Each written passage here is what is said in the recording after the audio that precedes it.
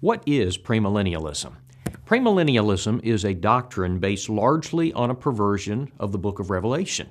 It has taken many of the figures and symbolic language in the book of Revelation and has interpreted them, or maybe I should say reinterpreted them literally, and then built a doctrine around them.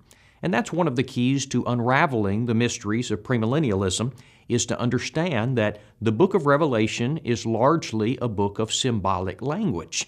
And the Apostle John made that perfectly clear when he opened the book. Revelation 1 and verse 1, he wrote, "The revelation of Jesus Christ, which God gave unto him, to show unto his servants things which must shortly come to pass." Now listen to this.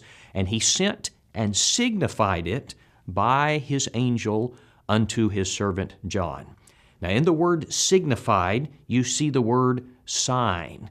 Now that's what Revelation largely is. It is a book of signs and symbolic language.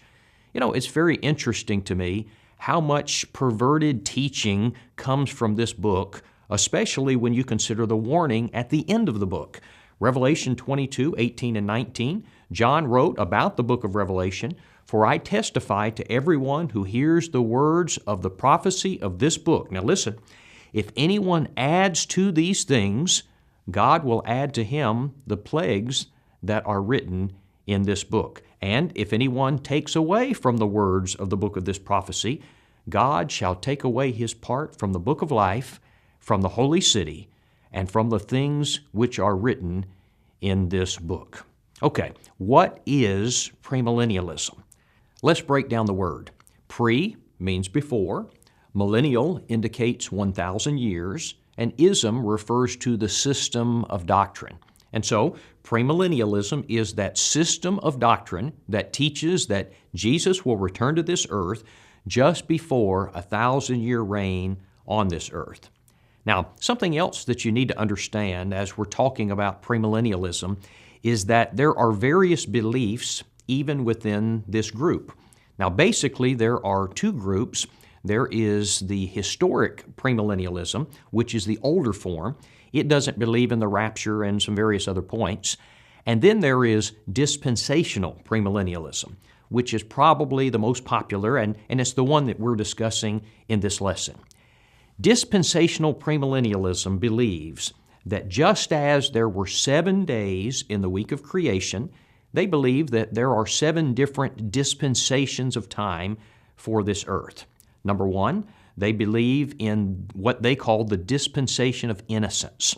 They believe that covers the period of time from creation to the fall of Adam. Number two, they believe in the dispensation of conscience. They would say that goes from the fall of Adam until the flood.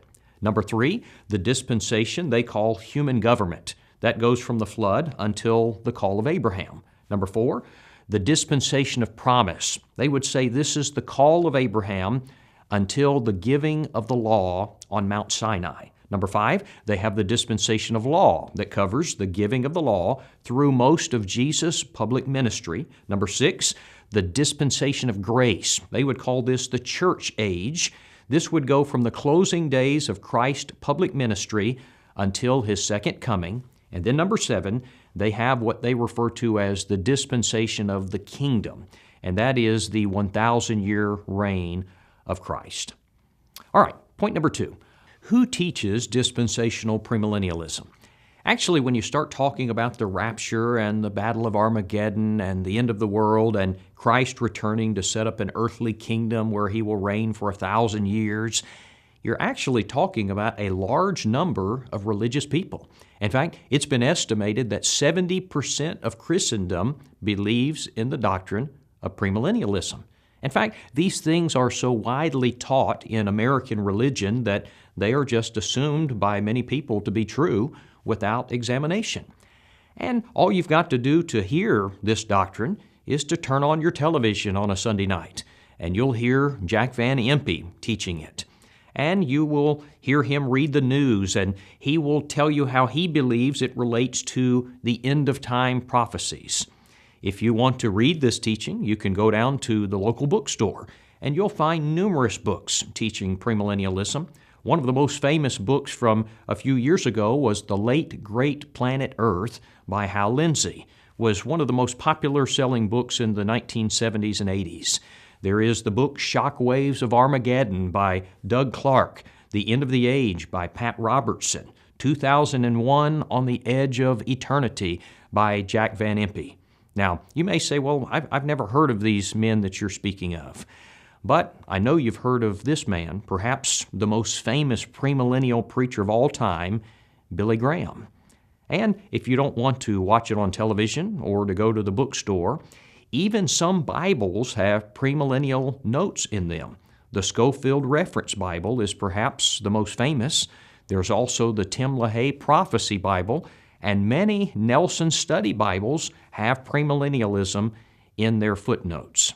Premillennialism is a doctrine that has taken figurative passages and made them literal. It has taken passages out of context and it applies them to other things that are totally unrelated.